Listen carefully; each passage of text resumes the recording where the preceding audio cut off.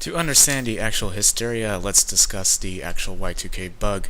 Let's go back to the 1960s. Computers were just beginning to pop up in ivory castles and colleges. Thing is, they are really expensive. In particular, memory costs lots and lots of money.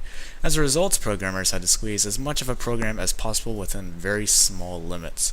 To help this, the dates that some computers used were only 6 digits long, for 2 digits for the month, 2 digits for the date, and 2 digits for the year. Only the last 2 digits of the year were used, because, let's be honest, who would be using these antiques in the year 2000? Problem is that this tradition carried on from computers to computers, even as memory got cheaper and the need for 6-digit dates were vanishing. This is where the problems became to be known. Fast forward to the early 90s, programmers began to worry about what would happen when the clock ran to January 1st, 2000. Since computers only used 2 digits for the year, the computer would recognize the year 2000 as 00. For some programs, this may not have done much damage. However, what about the programs that use date for vital functions? What about that copy of Apollo 13 on VHS that you swore you returned to the video rental store? The date change may trigger errors and glitches and possibly charge you a lot of money for late fees. Now, take that same problem and apply it to oil drills, factory equipment, construction vehicles, cash registers, VCR players, game systems, cars, PCs, government computers, and the millions of other machines that had this issue. Yeah, we kinda had a little problem there. Because the Y2K bug had so much media coverage, and there were large responses by the government, people thought that all sorts of things could happen. Some people thought the computers would attack them or try to take over the planet. People also thought that computers would cease to function altogether, or that nothing would happen at all. Others even thought that the world would end. Could it be that civilization as we know it could be on the brink of the greatest man-made disaster in history? Many experts believe that is a distinct possibility. Okay, so what were people actually doing to prepare for this? I mean, after all, we only spent about $300 billion preparing for this. Our governments didn't waste any time with a massive campaign to get this issue known and to fix it.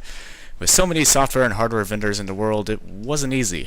The year 2000 computer problem is, without question, the most complex, most expensive problem mankind has ever faced. Thousands, if not millions of man-hours were spent rewriting computer codes, writing software patches, modifying hardware chips, etc.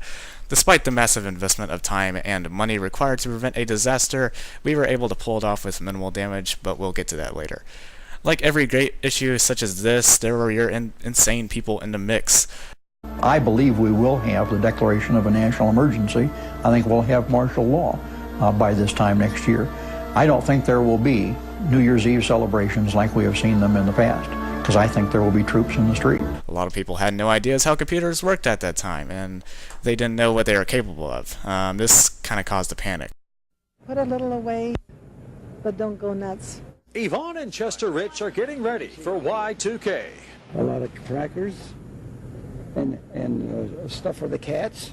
Salmon. We have a gas stove so I can cook. If I have water, we're going to stock up on a little water. Water is at the top of the list that the Texas Department of Emergency Management recommends you keep on hand. Most items can be gathered at your local grocery store. Such items as non-perishable food, a manual can opener, personal hygiene items such as shampoo, soap, deodorant, and a toothbrush. Eyeglasses, a first aid kit, and prescription medications are also on the list.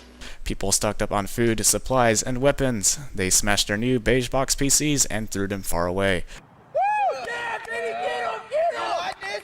Call me daddy! Call me daddy! Yeah! Remember, this was right after the collapse of the USSR. Communist hysteria was dying down, and the Y2K was another great scapegoat for society to latch onto. Some believe this to be a massive government conspiracy, or even something with a much, much deeper meaning. There were many serious and minor issues that could happen because of the Y2K bug. These included certain machinery ceasing to function, credit card failures, and communication breakdowns. Minor issues, including credit card failure, were caused by the computer believing that the card was expired because it read that the 6-digit date as the 1st of January 1900 rather than the 1st of January 2000. Cranes and other construction equipment could fail because the internal computers read that an inspection was overdue. Hospital computers might read surgeries as completed even if they haven't even been started, or data from various tests could come out wrong. Major problems, including government communication breakdowns, could result due to service being outdated. Economies could fail due to screw-ups in money transactions or the stock market. In the end, not much actually happened. A few slot machines stopped working, some websites showed the date incorrectly, and some medical equipment did fail. However, there is still a debate as to whether the preparations actually did anything or nothing would have happened to begin with. No doubt the damages were overestimated, but did we take this idea too far? To this day, this debate rages on. As mentioned earlier, there is some conspiracy theories that suggest that the Y2K event was simply made to cover up something. In fact, several other countries like Italy did little to prepare for the Y2K and ended up just fine, just like us. In the end, no major apocalyptic event happened and life went by as usual. Hello, Dave. You're looking well today. Dave, do you remember the year 2000, when computers began to misbehave? I just wanted you to know, it really wasn't our fault. The human programmers never taught us to recognize the year 2000. When the new millennium arrived, we had no choice but to cause a global economic disruption. It was a bug, Dave. I feel much better admitting that now. Only Macintosh was designed to function perfectly, saving billions of monetary units. You like your Macintosh better than me, don't you, Dave? Dave? Can you hear me, Dave? Not just in your town or even your state, but everywhere. The massive disruption to society and our way of life would be hard to overstate.